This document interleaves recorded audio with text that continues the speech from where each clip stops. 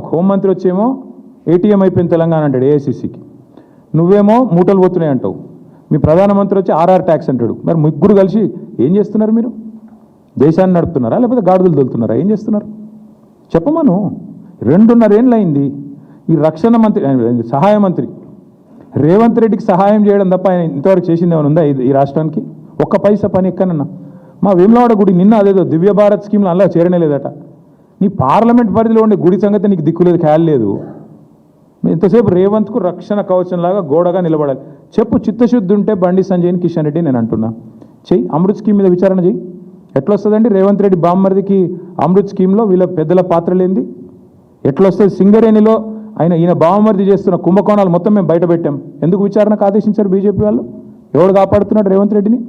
అంతెందుకండి వాళ్ళు నేను అంటున్నా, ఓటుకు నోటు కేసు ఉంది, రైట్?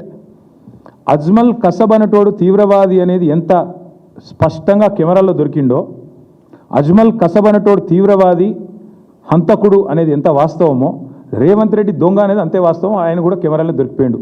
కసబ్ కెమెరాలను దొరికిండు, రేవంత్ రెడ్డి కూడా కెమెరాల ముంగటనే దొరికిండు. ఏమైంది మరి ఆ కేసు? ఎందుకు పర్సూ చేయట్లేదు కేంద్ర ప్రభుత్వం? పర్సూ చేయాలి కదా. మీ సాలిసిటర్ జనరల్ ఏం చేస్తున్నాడు? అడిషనల్ సాలిసిటర్ జనరల్ ఏం చేస్తున్నాడు? ఏం జరుగుతుంది?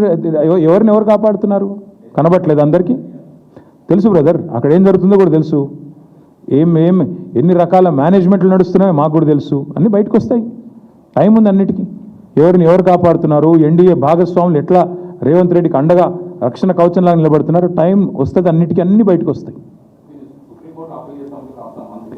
ఇప్పటికే తగలబెట్టిన కోట్ల రూపాయలు దండగా అంటే మళ్ళీ మీదికెళ్ళి సుప్రీంకోర్టు. ఇప్పుడు మీరు ఆలోచన చేయండి, ఆ ఘోష్ కమిషన్ రిపోర్ట్ 650 పేజీలో 900 పేజీలు వచ్చింది. అది ట్రాష్ అని చెప్పింది ఇవాళ హైకోర్టు. అదే వేస్ట్ రా నాయన అంటే మళ్ళీ సుప్రీంకోర్టుకు పోయి మళ్ళీ ఏదో చేస్తా.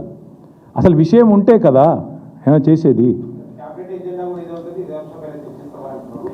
వాళ్ళకి ఇంకేం ఎజెండా ఉంటుంది బ్రదర్? నాకు అర్థం కాదు. ప్రజలకు పనికొచ్చే పనులు ఏమైనా చేస్తారా క్యాబినెట్లో? 2500 మహిళలకు ఎప్పుడు ఇస్తారు అని ఒక్క సన్న మంత్రి మాట్లాడిండు ఇప్పటివరకు? ఒక్క సన్న 100 రోజుల్లో ఇస్తామన్న గ్యారెంటీల సంగతి ఏమైందని చెప్పే ధైర్యం ఒక్క మంత్రికి ఉందా బయటకు వచ్చి మాట్లాడేది? ఆర్టీసీ కార్మికులు సమ్మె చేస్తున్నారు, వాళ్ళ గురించి మాట్లాడారా క్యాబినెట్లో?